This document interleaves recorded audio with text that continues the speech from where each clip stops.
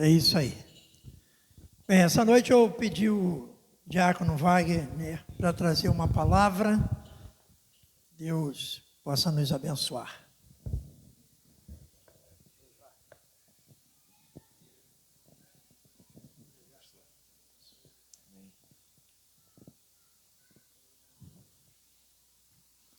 Amém, queridos. Mais uma vez, boa noite.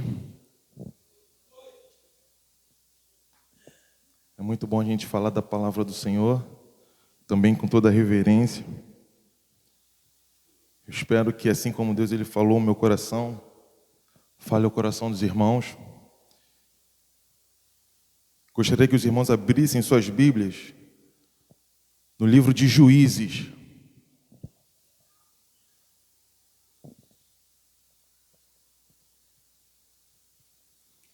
Juízes no capítulo 6.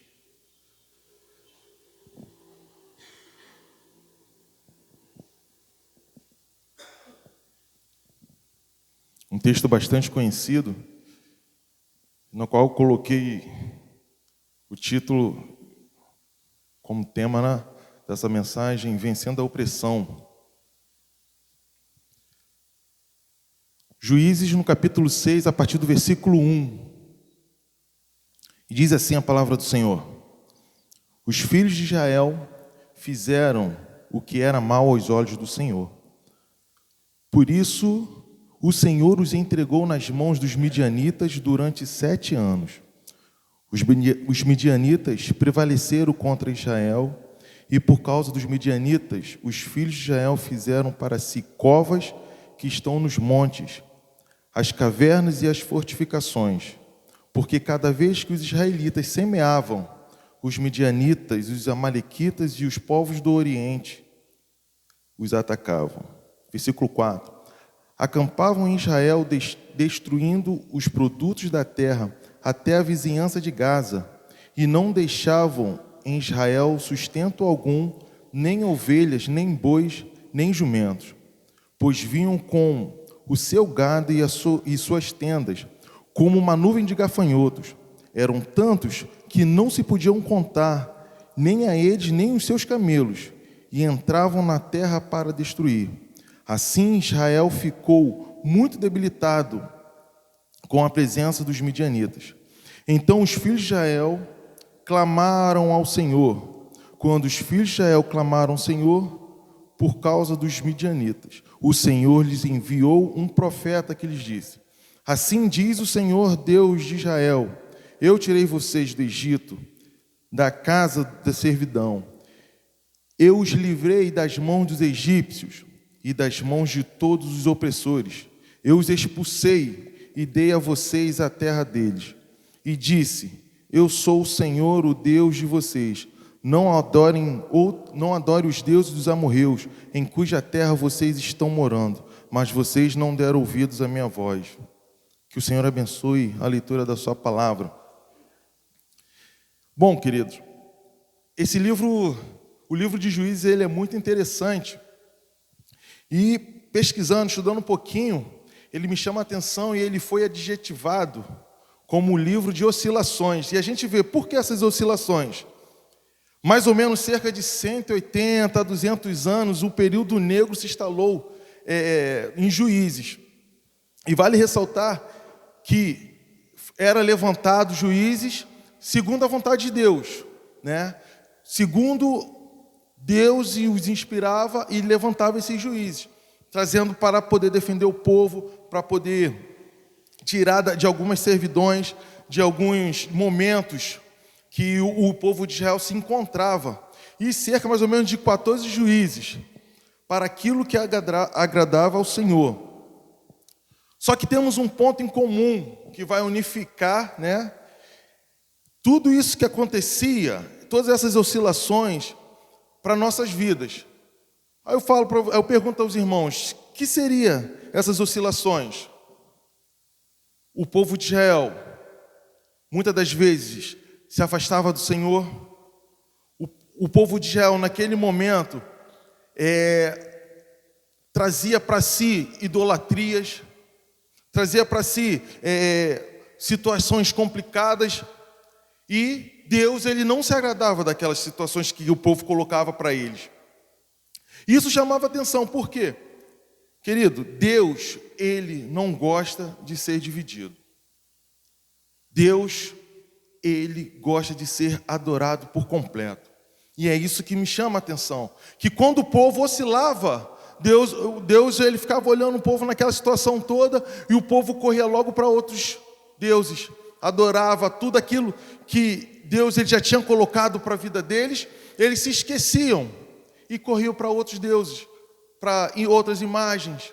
E aquilo incomodava o coração de Deus. E Deus vinha, trazia situações, permitia situações complicadas na vida do povo, para que o povo voltasse a despertar. E o que me chama a atenção é que Deus, nesse momento que Ele não divide a sua glória, Ele coloca o povo nessa condição de levantar homens que vão trazer toda a nação aos caminhos do Senhor. Nem que fosse por um momento, como conhecemos a história e como Deus coloca dali para nós. E percebemos dessa forma, que homens se levantavam para poder trazer a correção para diante do povo. Assim como nossas vidas, às vezes passamos por momentos difíceis, e esses momentos trazem com que a gente possa lembrar do que Deus ele pode fazer na nossa vida. Mas lembre-se disso, o Senhor, Ele não divide a sua glória com ninguém. Nós até dividimos o Senhor com os nossos pais, com nossa mãe, esposa, amigo, mas o Senhor, eu e você, somos exclusivos dEle. Amém, querido? Você crê nisso? Você é exclusivo do Senhor? E duas expressões que me chamam a atenção nesse texto, que nós lemos, que a primeira diz o seguinte: a gente percebe, não existia ninguém que renasce naquele período, durante esse período. E o povo ele fazia aquilo, preste atenção, que parecia bom aos seus próprios olhos. Parecia bom aos seus próprios olhos. E toda vez, querido, que a gente vai fazer algo que parece ser bom para a gente, tenha certeza que não está agradando a vontade do Senhor. Toda vez que a gente coloca algo achando, não, isso está bom para mim, e eu não consultei ao nosso Deus, eu não consultei o Senhor, querido, o Senhor não está nesse negócio, porque vai chegar um momento que você não vai sentir paz. Sabe por quê? Porque a partir do momento que eu coloco a minha vida diante do altar do Senhor, tudo que eu for fazer, eu tenho que ter a confirmação de Deus. Por quê? O que o apóstolo Paulo ele diz? Hoje não vivo mais eu, mas Cristo vive em mim. Então, a partir desse princípio, tudo que nós temos que fazer tem que ser a vontade do Senhor. Tudo aquilo que a gente for falar, a gente for agir, tem que ser segundo a vontade do Senhor. É isso que nós temos que ter em mente. Não abrir mão das oportunidades que Deus ele coloca para nós. As oportunidades que Deus nos dá para estar fazendo. E é isso que nós precisamos entender. E quando a gente começa a discorrer essa história, o que nós vemos? Acontece o quê? Uma grande opressão. Algo assim que tumultua a vida daquela nação, tumultua toda aquela situação ali. Mas vale ressaltar que quando a gente lê essa história de Juízes, por isso que eu acho tremendo. Quando eu comecei, a gente começa a buscar, estudar um pouquinho, você vê que é algo assim tremendo quando Deus ele começa a falar conosco.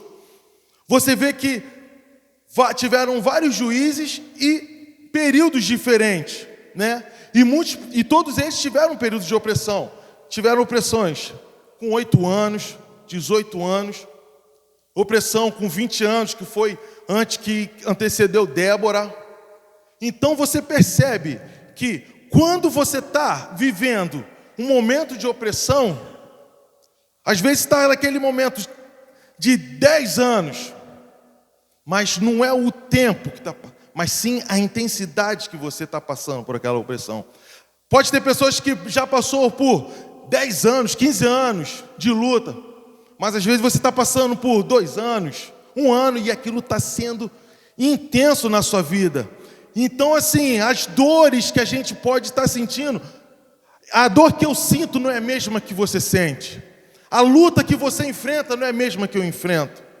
Às vezes, eu posso, não, isso que eu estou passando é maior do que o seu. Não é. Só quem está passando a dor, só quem está passando a dificuldade, só quem está passando a luta sabe como aquilo tem sido dentro dela.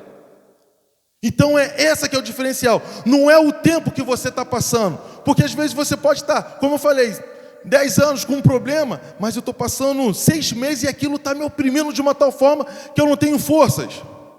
Mas eu quero te dizer, querido, que não importa o tempo, a intensidade que você está passando, você tem que crer que o Senhor, aquilo que Ele prometeu, Ele é fiel para cumprir na sua vida. Aquilo que o Senhor Ele prometeu te dar, Ele vai cumprir na sua vida, querido. Agora, 7 anos de agressão, 7 anos de sofrimento, e ninguém se levanta naquela nação. E isso assim, a Bíblia lá relata, né? Quando a gente começa a ver aqui os medianitas, os amalequitas e as tribos do Oriente, eles se juntam para atacar a nação de Israel. Lembrando que esta terra é a terra que Deus deu para eles. Lembrando que foi o propósito de Deus para a vida de Israel. Só que, com o tempo, o que aconteceu? Eles começaram a pegar aquilo que era bênção para a vida deles e começaram a se esquecer do Senhor. E sabe o que aconteceu com o povo de Israel? Começaram a perder a identidade deles. Começaram a perder quem eles eram. Pelo fato de abrir mão do Senhor e se entregar a outros deuses. Por isso era tamanha a opressão deles. Então toda vez que aquilo que Deus te dá, preste atenção nisso, aquilo que Deus Ele te dá como bênção, se for para perder a sua identidade, querido, Deus Ele vai tirar. Porque as coisas, elas podem ser tiradas, mas o teu caráter, o propósito que Deus tem para a sua vida, isso não pode mudar. Que você possa permanecer no propósito, no caráter do Senhor. Que você possa ter a identidade do Senhor. Porque bênçãos é bom. Deus Ele abençoa. Deus Ele possa te dar vitória. Mas tudo isso pode se perder. Mas o teu caráter, a tua personalidade, o teu propósito diante do Senhor, isso não pode perder, querido. Isso não pode, você não pode abrir mão disso. Até o homem ele pode tirar coisas que você tem, o diabo ele pode tirar coisas que você tem, mas querido, o propósito que o Senhor tem para a sua vida, ninguém pode roubar. O propósito que Deus tem de salvação para a sua vida, no momento que você agarra, que você abraça, ninguém pode tirar. Sabe qual é a história que me lembra? A história de Jó. Jó, ele perdeu tudo, mas ele não perdeu a identidade de quem ele era diante do Senhor. Ele não abriu mão de ser quem ele era diante do Senhor. Quantas coisas se levantaram até para poder fazer com que Jó abrisse mão de Deus, para fazer com que Jó, ele negasse a Deus, pecasse contra ele, mas em momento algum Jó negou ao Senhor. Então é esse caráter que o Senhor quer de cada um de nós. A gente pode perder tudo, o Senhor pode tirar tudo, permitir que saia tudo da nossa vida, mas que não saia a presença de Deus, mas que não saia a vontade de crescer, de adorar ao Senhor, de estar na presença do Senhor. Porque é isso que é o mais importante, querido. Isso que vai fazer nós permanecermos. Toda a luta que nós enfrentarmos, é isso, é a certeza que o Senhor está conosco. É como o Pai. Deus, Ele é o nosso Pai bondoso. Às vezes a gente não sabe o que vai acontecer no amanhã. A gente espera tantas coisas, mas quando nós sabemos que temos um Pai bondoso, é como quantas vezes eu cheguei para o meu pai quando era garoto: pai, o que eu vou comer amanhã? Às vezes a gente fica assim, não, poxa, naquela expectativa, mas quando nós temos um Pai bondoso, nós sabemos o amanhã, e é isso que Deus Ele fala para nós. Querido, hoje o que você está passando, não pense que é o fim, porque Deus tem coisas grandes para você amanhã. Deus tem coisas tremendas para você amanhã. Esse é o propósito do nosso Deus, essa é a vontade que Ele tem. E toda vez que Deus ele perceber que tudo aquilo que você tem está tirando o teu entendimento, o intelecto de quem você é, Ele tira para que você não perca a vontade de adorá-lo. Ele vai tirar aquilo que vai te afastar do mal para poder permanecer na presença dEle. Então que você não perca essa vontade de estar na presença do Senhor, de fazer a vontade do Senhor. Porque Deus ele tem coisas grandes, querido. O livro de Juízes ele vai nos dizer, em nenhum momento, isso é interessante, em nenhum momento os midianitas, os amalequitas e o povo do Oriente, olha só, não sei se vocês leram a mesma Bíblia que eu, diz que ali eles machucaram o povo de Israel. Em nenhum momento eles feriram o povo de Israel. Mas o que me chama a atenção quando a gente vê isso daí é que eles destruíam tudo que eles semeavam. Para pensar nisso. Tudo que eles faziam, eles semeavam. 3 povos se juntavam para poder destruir o que o povo de Israel produzia. Querido, isso é até pesado, mas o que me chama a atenção é o seguinte: é muito mais fácil se levantar pessoas, situações, se juntar para fazer o mal do que para fazer o bem. Por que um só povo não conseguiu fazer isso? Porque só um povo não ia ter força para fazer. Então tiveram que se juntarem 3 povos para poder fazer o mal ao povo de Israel. Como é mais difícil as pessoas buscarem fazer o bem, fazer aquilo que agrada a vontade do Senhor. Na nossa vida secular não é diferente. Na nossa vida secular tem situações que a gente se depara. Poxa, caramba, talvez você trabalhando, você está fazendo, aí se levanta para poder algo, para poder te desanimar, para poder te tirar da presença, para poder te afastar do propósito, para poder fazer aquilo que é mal aos olhos do Senhor. Deus, Ele quer mostrar algo novo para nós. Deus, Ele quer trazer algo sobrenatural para nós. Ele não quer que a gente se agarre a essas situações, mas que a gente se volte para a vontade dEle. Não olhar para as adversidades, não olhar para as dificuldades que nós enfrentamos. E olhar para o propósito do Senhor. Através desse propósito você tem um referencial, que é a vontade de Deus. É de crescimento. É de você produzir mais. Por mais que tentam se levantar para te desanimar, por mais que tentam se levantar para tirar teu foco, Deus, Ele tem algo sobrenatural na tua vida. E o interessante é que nas guerras, quando a gente vê essas questões da guerra, o que acontece com os povos, os reinos? Quando um exército inimigo, ele enfrenta outro, e quando ele o destrói, ele faz com que esse povo ele perca as forças e recue, fuja. E quando esse exército que ganhou, ele invade aquelas terras, o que eles fazem? Eles vão lá e pegam todos os despojos. Eles pegam tudo aquilo que foi interessante para eles e levam para o seu reino, levam para as suas terras.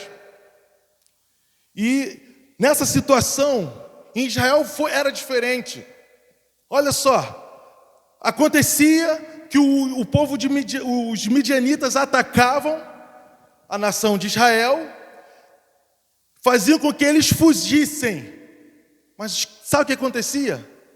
Eles não levavam nada. Eles destruíam. Eles só estavam ali para destruir tudo que eles plantavam. E o interessante é que a Bíblia fala que parecia como gafanhotos. Irmãos, vocês já pararam para pensar o que é o gafanhoto? Vocês já viram um gafanhoto produzir alguma coisa? Gafanhoto não produz nada. Gafanhoto, muito pelo contrário, ele destrói aquilo que se constrói. Gafanhoto, ele derruba tudo aquilo que está erguido. E muitas das vezes acontece isso na nossa vida. Às vezes nós acordamos para trabalhar, nós acordamos para produzir, nós acordamos para fazer, mas vem aquele chame de gafanhoto para tentar destruir. Em nome de Jesus, querido, o gafanhoto está repreendido em nome de Jesus na nossa vida. Que nós possamos ter algo sobrenatural, repreender isso e não se acovardar com isso que se lança contra a nossa vida. Porque, querido, maior é o que está em nós do que está nesse mundo, maior é o que está em nós do que está lá fora. Nós temos que crer na palavra do Senhor, nós temos que crer no propósito do Senhor para a nossa vida. É essa a intenção que você tem que ter, é essa visão que você tem que ter. Porque Deus, Ele tem algo tremendo para fazer na nossa vida. Tem algo para fazer na nossa igreja. Mas quando nós nos colocamos nessa condição de se acovardar, de fugir, como que Deus Ele vai agir? Como que Deus Ele vai produzir? Nós precisamos arregaçar nossas mangas e olhar e fazer. Não, Senhor, eu quero fazer. E não parar na presença do problema, não parar quando a gente vê o foco, o problema não tem como. A gente começa a observar mais e mais. Olha a atitude que o povo de Israel, que aqueles hebreus eles tiveram quando eles começaram a sofrer essa opressão, né, que esses povos colocavam em cima deles. E isso mexeu muito comigo, querido, porque quando eu comecei a observar, porque a gente quando está meditando na palavra, o que a gente faz? A gente tenta se colocar naquela situação, observar, falar assim, caramba, como é que pode? Às vezes a gente às vezes até condena, poxa, o povo vacilou nisso, poxa, podia ter sido diferente, podia fazer de forma diferente, mas a gente começa a observar, fala assim, caramba, isso mexeu muito comigo, sabe por quê? Porque quando o povo começou a fugir, a palavra do Senhor diz que eles fogem para onde? Para o monte. E faz o quê? Covas. Eles vão fazer fortificações nessas covas. E subindo no monte, de fato, eles estavam, sabe o quê? Fugindo. Às vezes a gente fala, vou subir o monte, mas nessa ocasião aqui, às vezes a gente fala, poxa, estou fugindo, estou indo para o monte. Mas eles estavam fugindo, se escondendo, fazendo covas para si. Se escondendo, querido. Se acovardando. Aí eu te falo, o problema era o monte? Não. O problema era o propósito de subir ao monte. Ali o propósito deles daquela situação era o quê? Eles estavam subindo para se esconder, para se acovardar. Não para se arrepender, porque às vezes a gente busca, não é que seja errado subir o monte, não, tem pessoas que gostam, vou no monte orar, mas nessa ocasião aqui, eles estavam indo para se esconder, se acovardar daquela opressão que eles estavam sofrendo com aquele povo, com aquelas nações, não se permitindo com que a vontade de Deus fosse maior. E o importante, querido, quando Deus está tratando isso daí, às vezes a gente foge para o monte.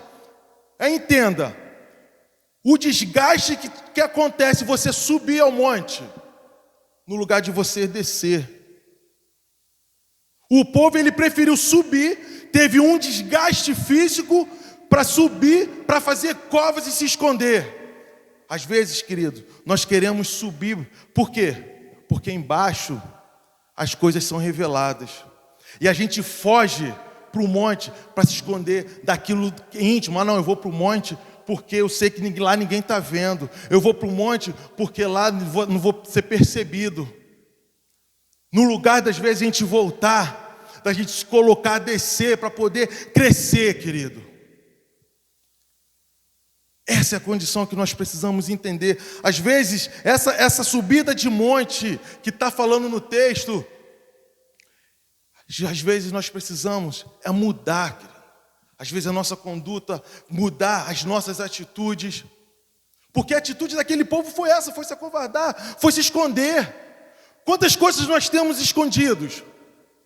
Nós temos colocado como omissão. E isso não vai nos oprimir. E isso vai fazer com que atrapalhe a nossa comunhão com Cristo, comunhão com Deus. No lugar da gente voltar e se posicionar diante do Senhor. Se colocar diante da vontade que Ele tem para a nossa vida. Como eu falei, é o propósito. Você não tem que abrir mão do propósito que Deus tem para você. Porque cada dia é a gente se preparando. É cada dia é a gente buscando o Senhor.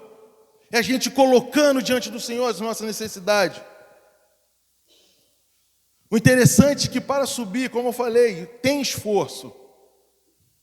Agora, se você não se colocar, você vai estar às vezes fazendo um esforço em vão, fazendo um esforço desnecessário, na qual a gente tem que assumir nosso papel diante do Senhor. Assumir o lugar que Deus ele nos colocou, o lugar para onde que Deus nos chamou, é a transformação que Deus quer para cada um de nós. Sabe por quê? Porque senão daqui a pouco a gente está vivendo a síndrome de Caim. Vocês conhecem a síndrome de Caim? Acordou cedo como Abel, fez tudinho direitinho, mas só que no final não agradou a Deus. Por quê? No lugar dele olhar, não, poxa, e voltar e fazer, ele preferiu fazer o quê? Matar o irmão. Matar aquele que estava ali. Não, querido, nós não temos que aceitar isso, nós não temos que matar, mas buscar em nós fazermos melhor. Trazer o propósito de Deus para a nossa vida, para fazermos melhor. Ovelha não mata ovelha. Irmão não tem que matar irmão, irmão tem que crescer junto. Para que haja renovo, para que haja transformação, para que a obra do Senhor, as boas novas do Senhor, a gente possa levar para os quatro cantos desse mundo. Essa é a vontade de Deus para a nossa vida. Essa é a vontade que Deus ele tem tratado com nossas vidas. 7 anos de opressão aquele povo passou. 7 anos afligidos. E o interessante é que eles preferiram fazer covas. Eles preferiram fazer cavernas para se esconder. Querido, quem precisa de cova é morto. A gente não precisa de cova. Faz-se cova para morto. E por que tem pessoas que estão cavando covas? Porque às vezes parece que estão vivas, mas estão mortas.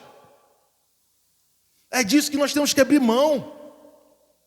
É o posicionamento que a gente tem que ter diante do Senhor. Por quê? Porque tem pessoas que dependem de nós. Porque quando a gente se coloca na condição, estou fazendo covas, como se estivesse morto, pessoas dependem de nós. Sabe quem? O seu maior bem, que é a sua família. Às vezes eu sei que é difícil. Poxa, irmão, mas eu estou ali, eu estou na luta. Eu não tenho muita luta, mas você tem vindo à casa do Senhor. Você tem adorado. Sabe por que a sua família ainda está de pé? Porque você está aqui clamando por ela. Sabe por que você ainda não morreu? Porque você está aqui na casa do Senhor, se colocando diante dEle. E Deus tem ouvido a tua oração. Deus tem feito coisas grandiosas. Às vezes a gente não percebe. Mas Deus, Ele tem feito coisas grandiosas, querido. Ele está trabalhando ao nosso favor. Mas tudo depende da nossa atitude. Tudo depende de como nós nos colocamos diante do Senhor. Uma outra coisa interessante, que Ele fala que eles fizeram cavernas. Isso, querido, é um pensamento pessoal meu. Quando eu li essa questão da caverna, para mim, eles estavam com o psicológico deles abalado. Como aconteceu com Elias. Como eu falei, um posicionamento meu, pessoal. Elias, ele quando foi para a caverna, ele não estava só fugindo de Jezabel. Ele estava fugindo porque ele se sentiu sozinho. A mente dele já estava abalada. Ele entrou em depressão. Ele entrou em dificuldades psicológicas dele. Então caverna é sinônimo disso. É para quem que está com o seu psicológico abalado. Você está abalado emocionalmente. Por quê? Por causa da opressão que às vezes a gente passa.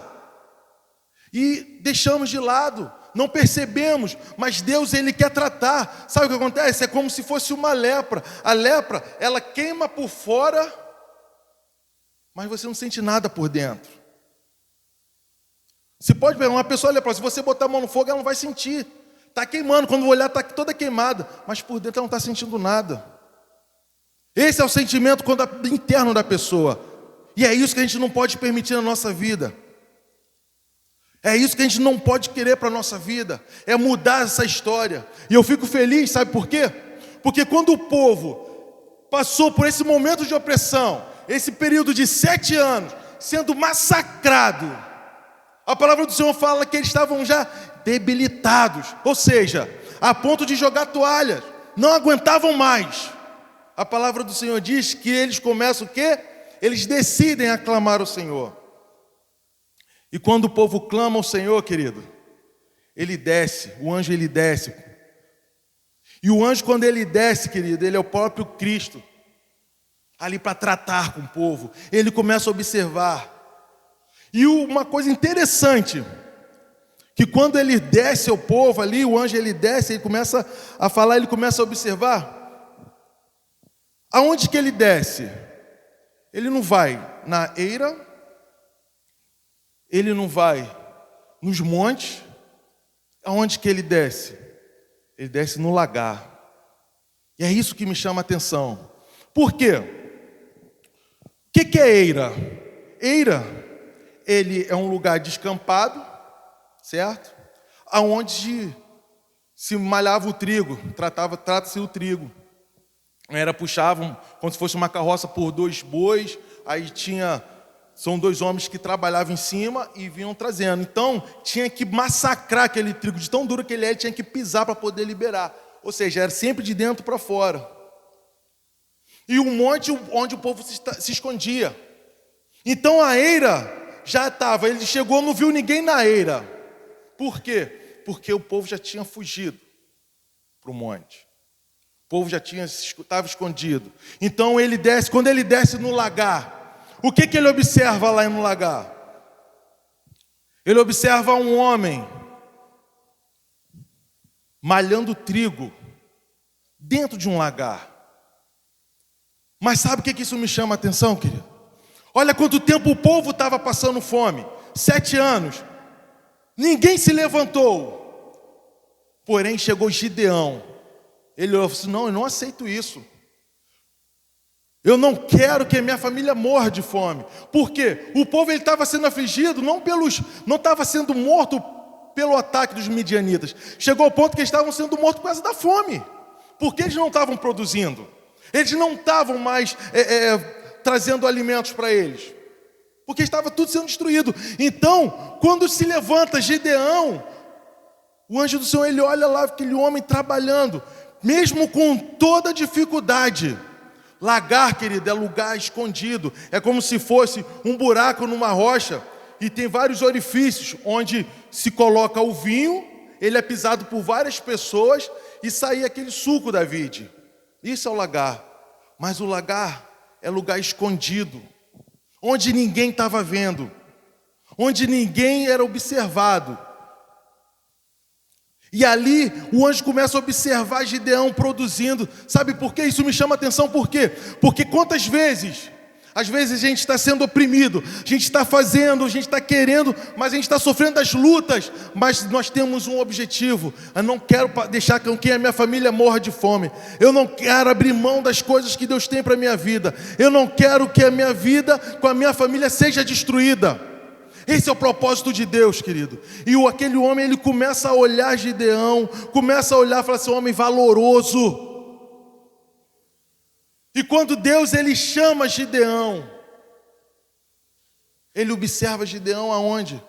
No lugar escondido, no lugar secreto. Eira, querido, é lugar aberto, descampado. Lagar é lugar fechado. É lugar estreito. Eira, lugar alto. Lagar, lugar baixo. Eira, lugar de visibilidade. E lagar, lugar de secreto. lugar de intimidade. Querido, entenda, o Senhor, quando Ele vai tratar contigo, Ele nunca vai tratar contigo na era, sempre vai tratar com você no secreto. Quando Ele vai te erguer, querido, Ele primeiro te vai lá embaixo, no lagar, aonde ninguém está vendo, mas Ele está vendo. O Senhor, Ele está fazendo coisas na sua vida, não aonde todo mundo está sendo percebido, mas aonde ninguém está vendo, querido. Onde está nos teus esconderijos, sabe por quê? É no teu quarto, como a palavra do Senhor diz. Onde quando você está chorando, você está de joelho, está clamando, é onde o Senhor Ele está tratando contigo. Porque é lá que o Senhor Ele vai te levantar. Sabe por quê? Porque quando Ele começa a ouvir a tua oração, Ele começa a ouvir o teu clamor, toda essa opressão, todas essas lutas, Ele começa a trabalhar e Ele começa a te chamar: ei, homem, mulher valorosos, venham, vocês vão fazer grande obra. Esse é o propósito de Deus. Você não tem que abrir mão disso. Não tem que abrir mão do propósito que Deus tem para você.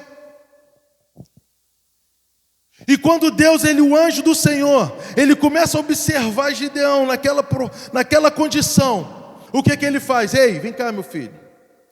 Aí ele chama Gideão para levar Gideão para Eira. Olha que tremendo, querido. Sabe por quê? Porque foi lá embaixo primeiro que ele tratou Gideão, para depois levar ele lá para cima. Querido, aquilo que você tem para fazer, primeiro você vai começar lá embaixo, querido. Você começa a ser tratado lá embaixo, para depois o Senhor te colocar lá em cima. Deus, Ele está te exaltando, Ele está cuidando de você, mas primeiro Ele quer intimidade. Ele quer primeiro tratar contigo no teu secreto. Ele quer primeiro tratar com você aonde ninguém está vendo, para Ele poder te colocar lá em cima, querido. E quantas coisas aconteceram, quantas coisas foram se enrolando, e o Senhor, Ele começou a trabalhar. Não, Gideão, você vai ser o cara que vai fazer. Você que vai libertar essa nação. Mas, Senhor, eu sou tão pequeno. Olha só Gideão colocando o problema. Senhor, será que sou eu mesmo? A minha família é a mais pobre. Ei, Deus não está preocupado com isso não, cara. Imagina só se Deus, ele parasse toda vez para responder todas as perguntas que a gente faz. Senhor, eu vou questionar, eu estou aqui fazendo, como Gideão está fazendo. Se o Senhor, Ele parasse para responder: e aí, Gideão, vem cá que eu vou te responder isso aí, porque está acontecendo. Dá atenção às vezes para a nossa reclamação, para a nossa murmuração. Quantas coisas a gente ia deixar de fazer, querido. Mas Deus, ei, para, agora é com você, você vai fazer, querido. Para de reclamar, para de murmurar, vamos fazer. É você que vai levantar, é você que vai salvar a tua família, é você que vai salvar a tua casa. Essa é a vontade de Deus, querido. Então às vezes a gente fica nessa condição de questionamento com Deus. Ah, por que isso, Senhor? O pastor até fala, imagina só, se Deus respondesse tudo que a gente falasse: você está passando por isso. Aí você: tá bom, Senhor, aí eu tenho que me rebaixar. Nós temos que ouvir a voz do Senhor, ouvir o propósito do Senhor. Que Deus, Ele tem algo muito mais para fazer, querido. Deus, Ele fez prova. Gideão pediu prova a Ele. E Deus, a cada prova, foi mostrando para Gideão: eu sou contigo. É isso que o Senhor, Ele fala: querido, eu sou contigo. Não desista. Não desista do propósito que eu tenho para você. Ei, para de se esconder. Não para de covardia. Esteja diante de mim, que eu tenho coisas grandes para fazer por você. Eu tenho coisas grandes para fazer através de você. Venha ser meu instrumento. Nós muitas das vezes a natureza humana, a nossa natureza humana é dessa forma. Como nós aprendemos, nós ouvimos bastante, a nossa natureza sempre vai ser tendenciosa para o mal, para a parte negativa. Às vezes você tem um desafio, mas às vezes, caramba, a natureza humana, pô, será que eu vou conseguir? Será que realmente Deus está comigo? Querido, se Deus, Ele te colocou, como eu falei, aquilo que Deus, Ele está colocando é a vontade dEle. Às vezes nós nos colocamos como Gideão, sendo pequenos, sendo fraco, sendo menor, sendo os mais pobres. Mas se Deus colocou, querido, você vai fazer obras grandiosas. Deus, Ele vai te exaltar a cada situação. Ele vai te levantar, vai te tirar de lá de onde você veio, do lugar secreto, do lugar de intimidade, vai te colocar na era, lugar de visibilidade, para fazer a obra dEle. Mas tudo depende da sua condição, tudo depende da sua atitude diante dEle. Para de viver, ficar vivendo presos em opressões, presos em situações que às vezes só vão nos trazer mal. Porque Deus, Ele tem obras grandiosas para nós. E Deus, Ele quer contar com cada um de nós.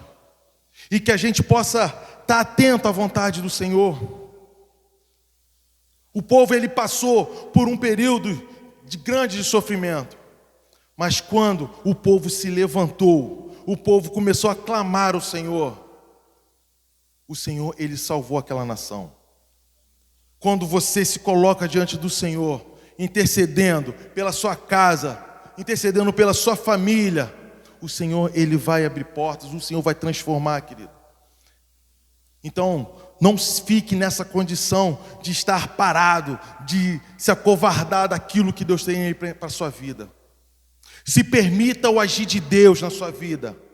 Assim como Deus, Ele chamou Gideão, da onde ninguém imaginava, sendo menor, sendo mais pobre, e levantou e ergueu, porque foi o poder de Deus na vida daquele homem, porque Deus olhou o coração de Gideão e falou assim: Gideão, você é um homem valoroso. Deus, Ele está falando para cada um de nós essa noite. Ele vai salvar através de você, querido. Ele vai transformar através de você. Você vai ser instrumento grandioso nas mãos do Senhor. Que você possa crer, que você possa acreditar na palavra de Deus, no propósito de Deus para a sua vida. A palavra do Senhor diz: aquele que tem ouvido, ouça. Assim como Deus, Ele tem falado, tem mexido no meu coração, tem me incomodado, a gente possa se incomodar com o Senhor falando e falar assim: eu não quero mais viver dessa forma, eu não quero mais permitir isso na minha vida, aquilo na minha vida, mas eu quero nesse momento me levantar, Senhor, e fazer o teu propósito. Que você possa abraçar essa vontade de Deus, essa vontade de sair desse momento de covardia e se colocar em coragem diante do Senhor. Amém, querido? Que Deus abençoe a sua vida, que você possa fechar seus olhos nesse momento, crendo que Deus tem algo sobrenatural para você, crendo que o Senhor vai fazer algo tremendo na sua vida, porque Ele é fiel, Ele não te desampara. Aquele que começou a boa obra é fiel, Ele é fiel. Ó Santo Espírito de Deus, nós confiamos em Ti, Pai. Nós acreditamos, ó Deus, no Teu propósito para a nossa vida, Senhor. Quantas vezes, ó Pai, nós nos sentimos oprimidos pelas circunstâncias dessa vida, Pai, por momentos difíceis, Senhor, mas nesse momento, Deus, colocamos diante de Ti, Deus, toda essa nossa luta, Deus, toda essa nossa dificuldade, Pai.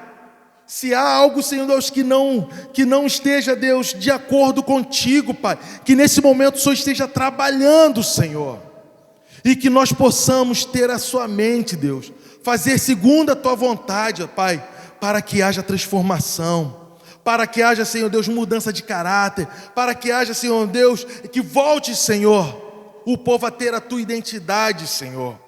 Oh Pai querido, Pai amado, nós não queremos nos afastar da tua presença, Senhor. Nós queremos fazer mais e mais a tua obra, Pai. Nós queremos fazer mais e mais, Senhor Deus, cumprir o teu propósito em nossas vidas, Espírito Santo de Deus. Muito obrigado, Pai, porque eu creio que algo sobrenatural o Senhor tem para tratar em nossas vidas, Senhor. Tratar, Senhor Deus, na vida da nossa família. E nós somos, Senhor Deus, nesse momento, os baluartes buscando pela nossa família, Pai.